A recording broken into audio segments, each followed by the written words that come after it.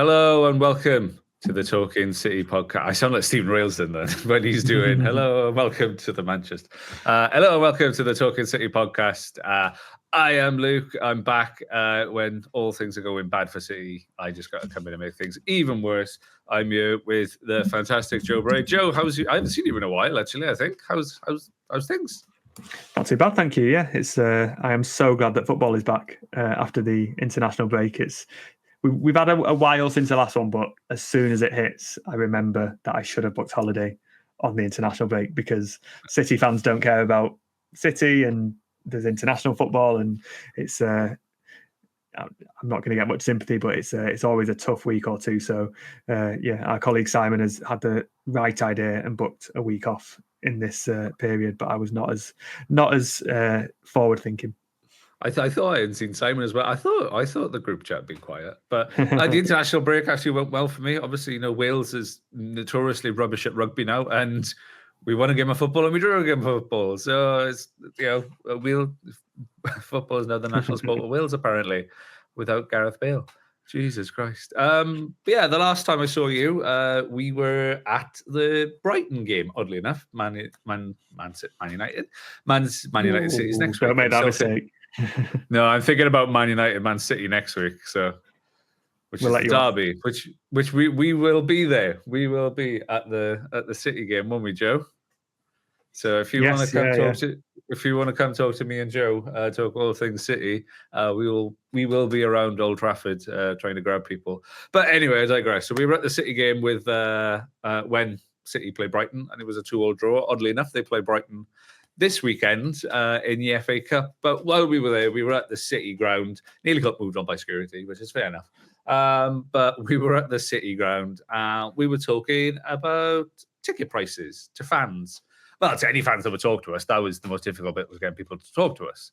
But we were talking about the recent increases in ticket prices, season ticket prices, the Flexi pass, selling the tickets back to the club, the international fans coming over. The video is online. Is one. It'll probably be the recommended this one because it's actually doing quite well. There's some really good interaction with it as well. So please do check it out, keep it up, and share your thoughts with it. The whole City community and City team have all seemed to come behind and what those people are saying in that video, that the prices are just going through the roof and it's unwarranted, really. I know you just did a piece in the MEN for it. So what's your take on everything that's going on with the ticket prices? That was a really long intro from me, but that was a really long.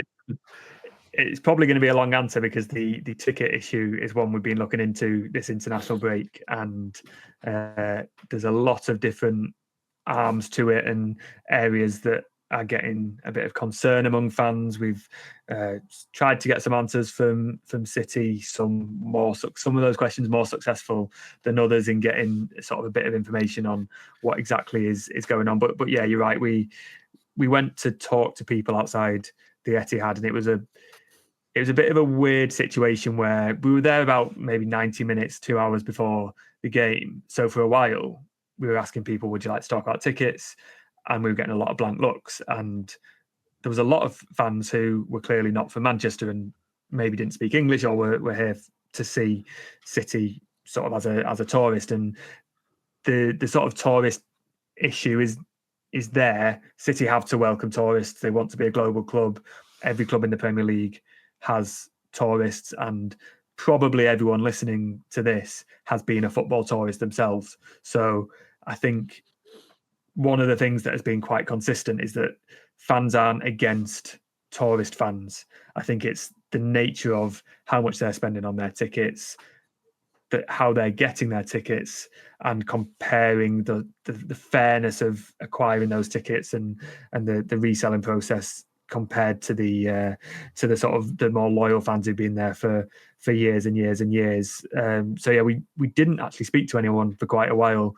I would imagine most of the local fans were still in the pub because that's how local fans support the team. If you've got a season ticket, you're not going to go down for the team arriving. You're not going to go down 2 hours before kickoff.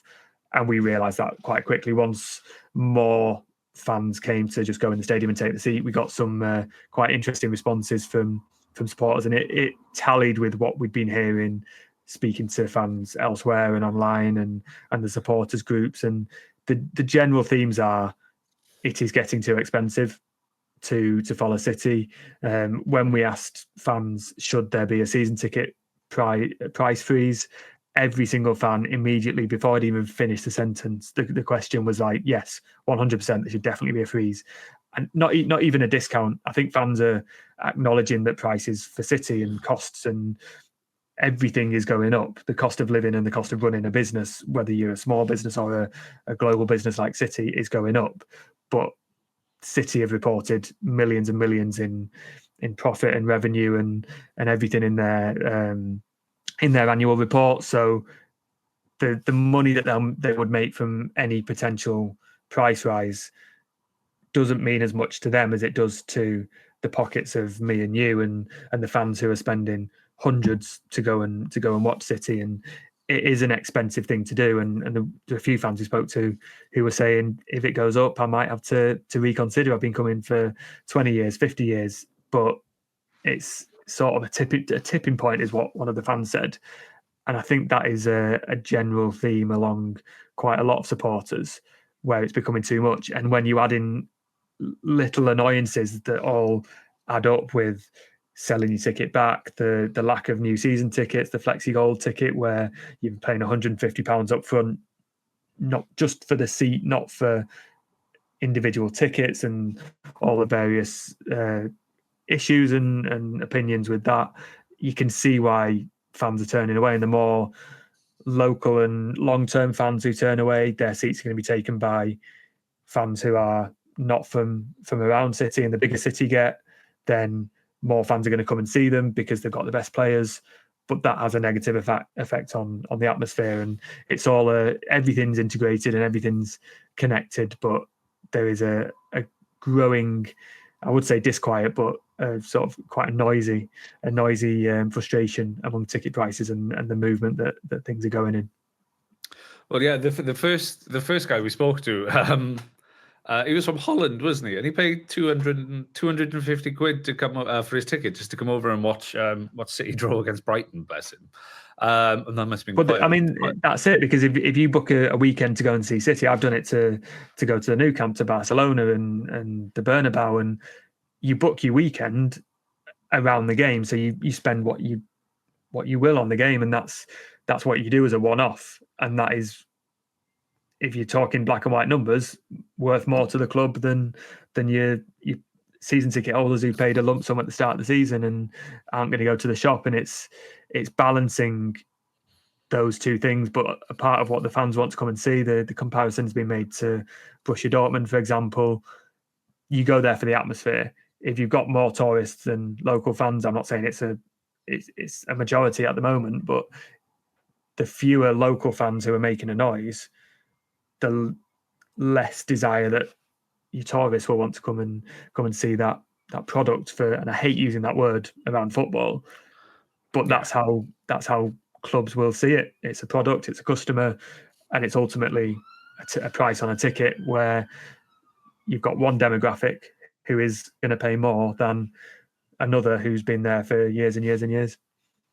Yeah, it kind of feels like now we've got into a situation where the club would rather sell tickets to tourists who'll come, pay the 250 quid for the ticket, come over once, buy a shirt, go in, go home, and then, and rather than sell like to little Johnny down the street, the 8-year-old kid that's going to come every week. It kind of feels like, it kind of feels like the locals are now kind of being forgotten about, to be honest. And they just, because we know City are now, their target demographic, their target audience is America. That's the biggest market now. That's what they're aiming for, is America. So they're not aiming for the local. So it just feels like, I don't know, from where they come from to where they are now, it feels like they should owe a lot more to the fans, and it seems they are taking them very for granted.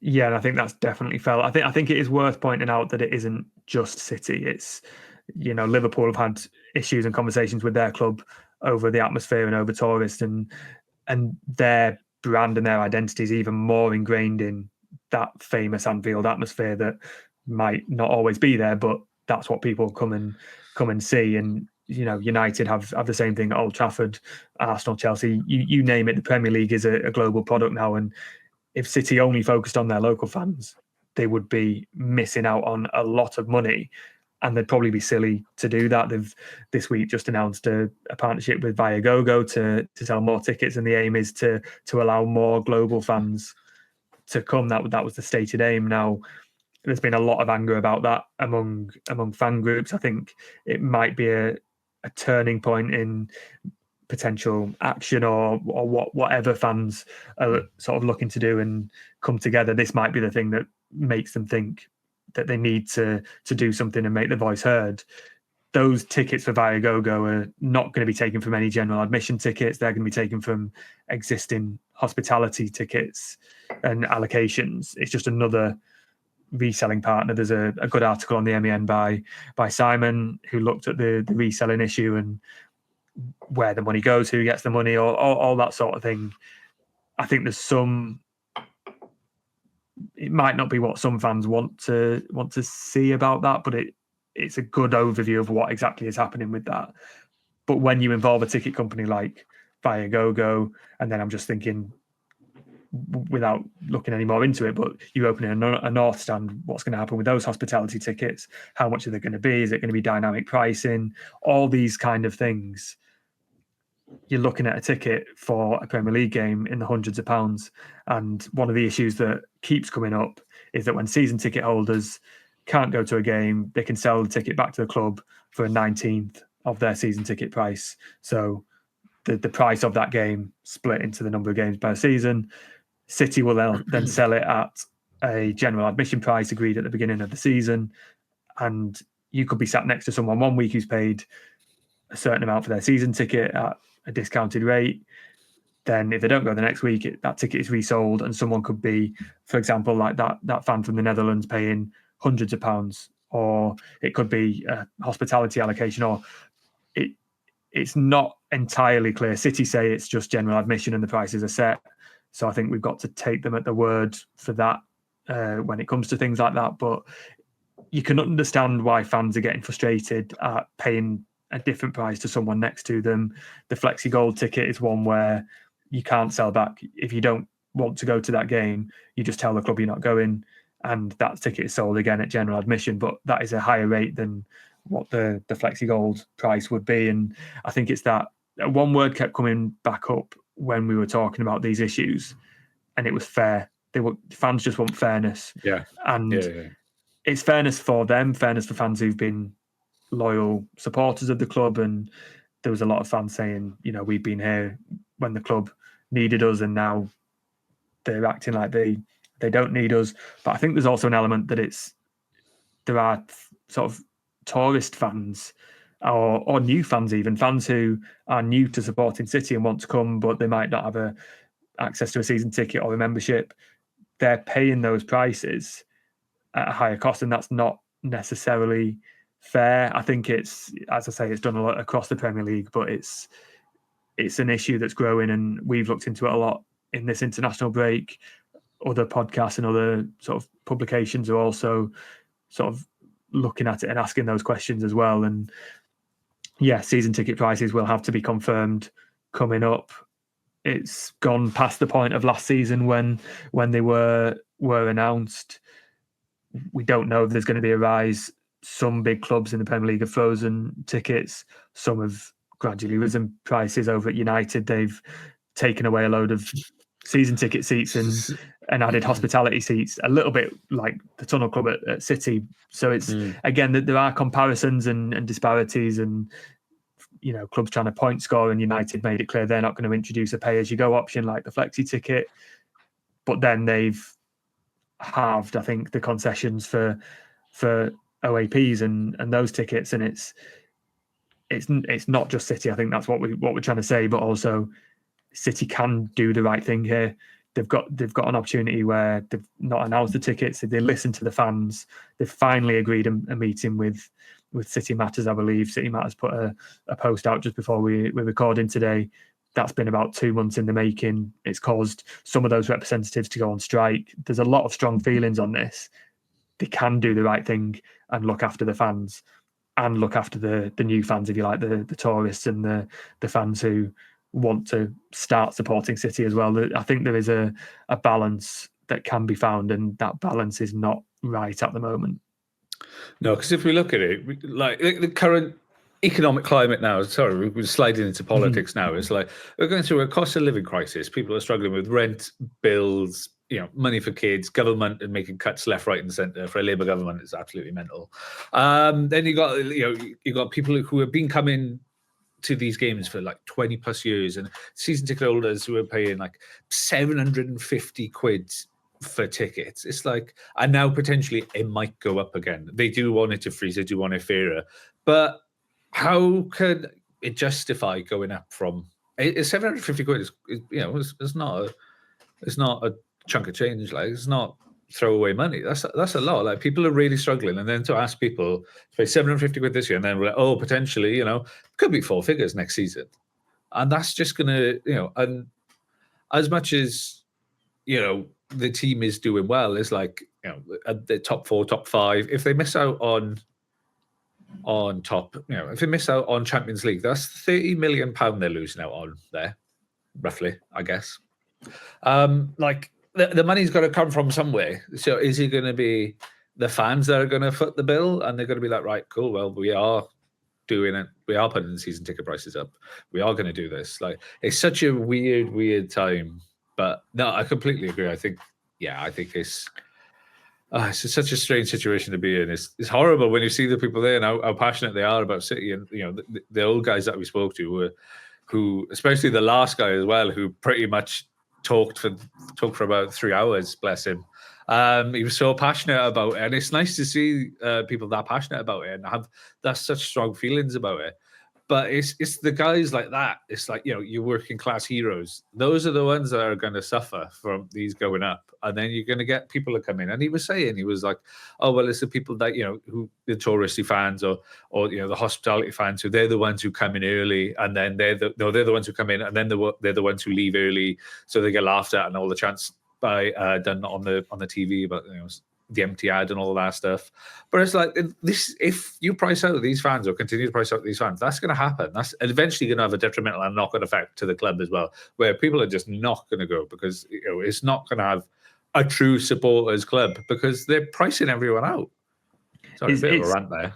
It's tricky, isn't it? Because going to football is a luxury, and I think everyone's feeling it with money in their pockets, and I feel that I have less disposable income than previous years, and if I'm going to give something up, it's probably going to the football. But when I go to the football, I go with my dad, and I know it's an emotional thing, but it's a spending time with my family, and it's not just I want to go to the football because I like football. It's because it's a community, and you go in with your family, and it's tradition, and it's the slogan is "Stop exploiting loyalty," and it feels a little bit like that. It's loyalty, but I think there's a trend where as soon as you stop going to football and you stop spending that money, you realise, hold on, I've got, how much is a ticket? Let's say, for argument's sake, 50 quid. It will be more for other games. I've got 50 quid extra this week. I've got more money.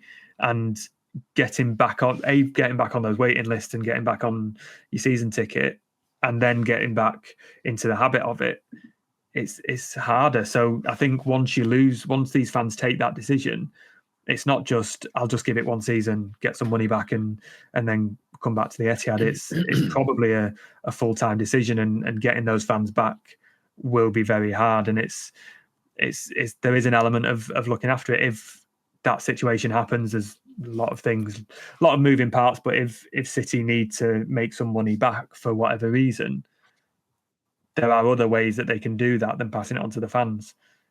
I think it's harder for fans to take when you're spending 50 million, 100 million on football players. It's nice to see these best players, but if you said to a fan at the end of the transfer window, we could either sign another 50 million pound player, who have they signed for that figure in the last few years? Calvin Phillips, Mateus Nunes, players like that. It's not always a guarantee of success. Or we're going to sort of freeze your season ticket prices. Fans are realistic, I think, and this is what I mean. They're asking for fairness. They're not asking for discounts. They're not asking for deductions. They're just asking for freezes and a bit of a fairer system. And I think that's something that can be listened to. And I think hopefully this meeting will allow City Matters to get some of those points across, and hopefully the club will listen. And hope for. I wonder what will happen if prices go up, and there might be some little additions here and there. Like, I'm just looking at what United have done. It's not just prices have gone up; it's other changes that have been detrimental to supporters. If that happens, I think there could be a lot of unhappiness. I know the announcement of that Viagogo partnership has caused a lot of upset. So I think they have to be very careful with what they announce and how they announce, because the reaction will be probably a bit bigger than it has been in previous years. Yeah, I think if you look at the video that we did, I think the guy at the end got it spot on, and he was like, during COVID times, he was everyone was like, "Oh, fans, we need fans in the stadium, fans of the blood of this club, and look how bad football is without fans. It needs it." And then as soon as fans come back, it's like, right, cool, done. It's like completely forgot about. But yeah, hopefully something gets done. I wasn't aware of the meeting, so I am now. But that's just been announced today. But it's not a good look on the club that it's taken 8 weeks to schedule a meeting that could have been done a long time ago, and there's no reason why it hasn't been scheduled. You don't need all these negative headlines of representatives going on strike. And I think there's an element of the club can help themselves, even if they have bad news to deliver. There are ways of delivering it, and hopefully they can get that balance right in the next few weeks. Cool. So I think enough about me talking about the video that we did. For the viewers, you probably have seen some bits of it. For our listeners, it wasn't available on Spotify. So we're just going to take a quick break, and we're going to cut to the video so you can see some of the reactions at the Brighton game.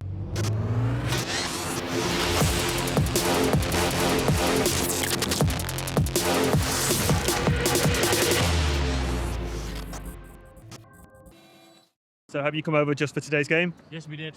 And how did you purchase your ticket? We bought it via a ticket provider from Netherlands. And do you mind me asking how much you paid for your ticket? I do not exactly know. I think it was $2.50. Okay, and that's for two people? That's for two people, yeah. And how much have you paid for your ticket today? Broadly 75 today, start of the season. So we're in a bit of a rush to buy them up. Trying to buy tickets the last couple of years it's difficult. So we sit in different areas and all that sort of stuff at the moment. But yeah, broadly 75 for a ticket. Yeah. So I've got a season ticket, so I'll pay $765, I think it is roughly a year. But direct debit's like $76 a month. And how much does a normal match day cost for you? Well, I travel from Newcastle, so it's about 100 quid. I would say 150 quid every home game. We're coming to the point where City are going to have to talk about the season ticket prices for next season. Do you think they should freeze the prices? 100%. Yeah, absolutely. I know that it's probably cheaper compared to some of the southern clubs, but for what we pay and City have always been at the heart of the community, it needs to stay as it is. And this year it was £900 this year, and I've got a feeling it's going to go to four figures next year, and it's like, well, can I really justify that anymore? My hope is that when they open the North Stand, that tickets will be a bit more reasonably priced for me, maybe. But I've been sat in that seat for like 11 years now, 11 seasons now, maybe a bit longer than that, actually. And it has been a big talking point. I'm from the Bolton Supporters Club branch, so it has been a big talking point at recent meetings there as well. We've had Kevin Parker come along and sort of explain the format for the North Stand as well. And I think some of us weren't entirely happy with that either. You know, the fact that there's going to be quite a lot of corporate stuff there. They're going to keep this family stand at the front. The singing section is going to be in the middle. I thought the plan was to create like a wall of sound, like everyone was saying. I don't see that happening if you've got corporate people behind and just the same old family stand at the front. Not disparaging people in the family stand, of course, but they are usually the first people who leave. And when you're watching like game on TV, it's a bit embarrassing to see the empty seats, and of course that brings up the old trolls online again saying, empty seats at home and all that kind of stuff. So yeah, it's a massive thing at the moment amongst all our supporters, and it is something that I think the club are going to have to listen.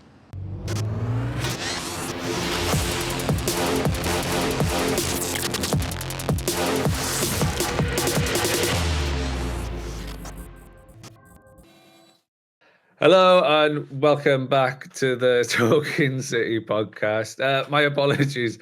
I got Brighton on the mind, obviously, because it's the last game we went to. Bournemouth in the FA Cup, not Brighton. Sorry, that's my apologies.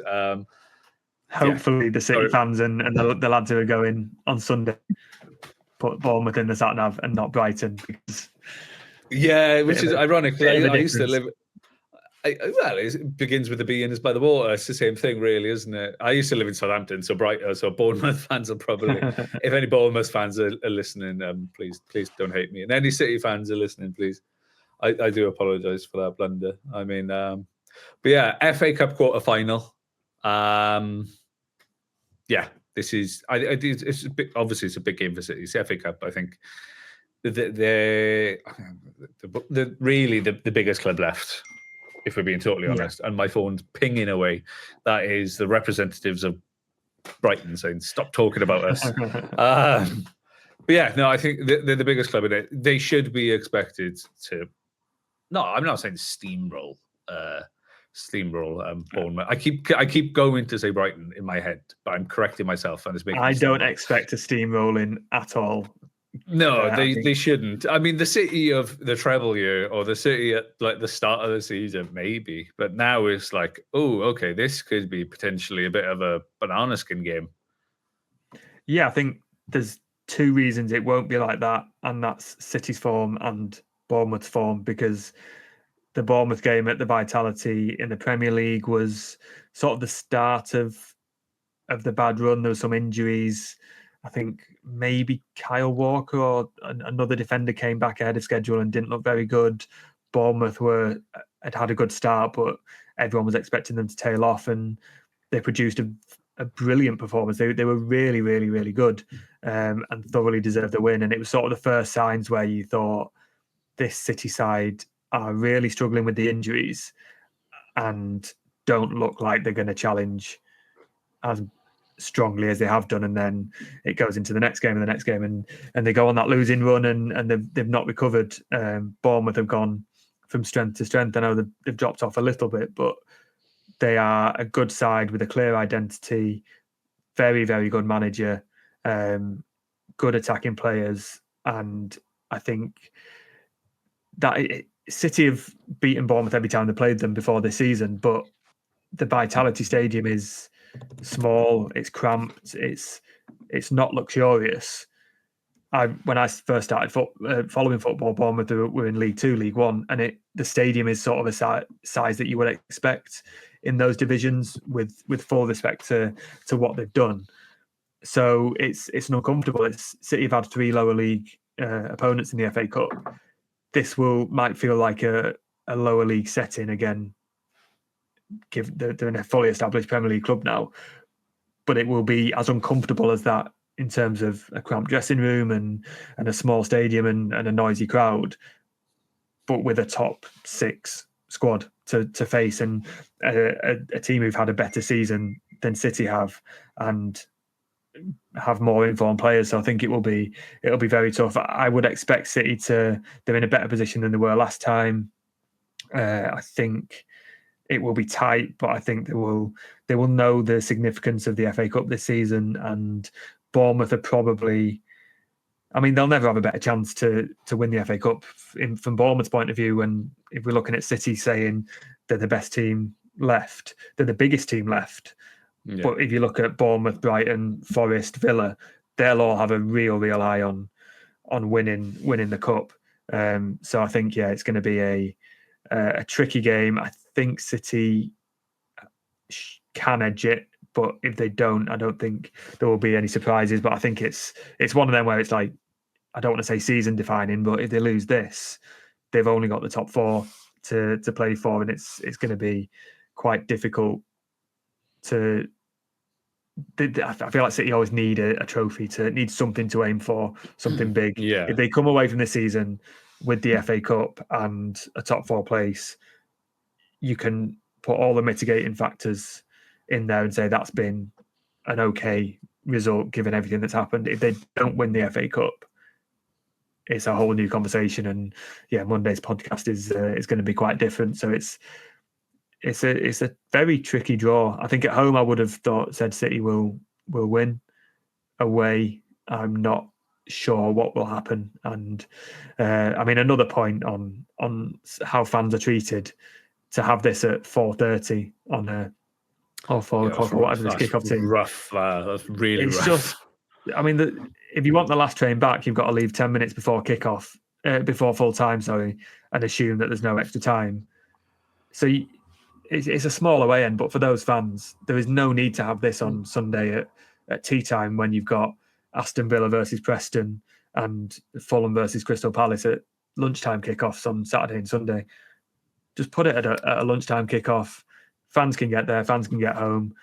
People are still going to watch it on TV. It's just another example of fans not being treated as the priority, because they're not.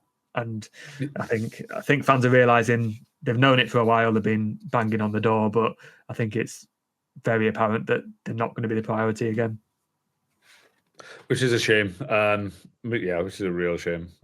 Because Bournemouth's a lovely place. It's quite nice. I haven't been in a couple of years, but it's really nice. But yeah.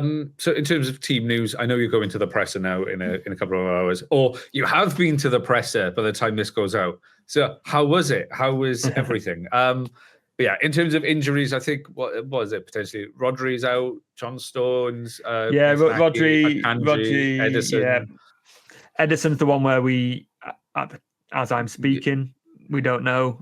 He missed the Bournemouth game, not fully fit was the official reason, but that's a catch-all term for we don't want to tell you what his problem is. He missed the international break.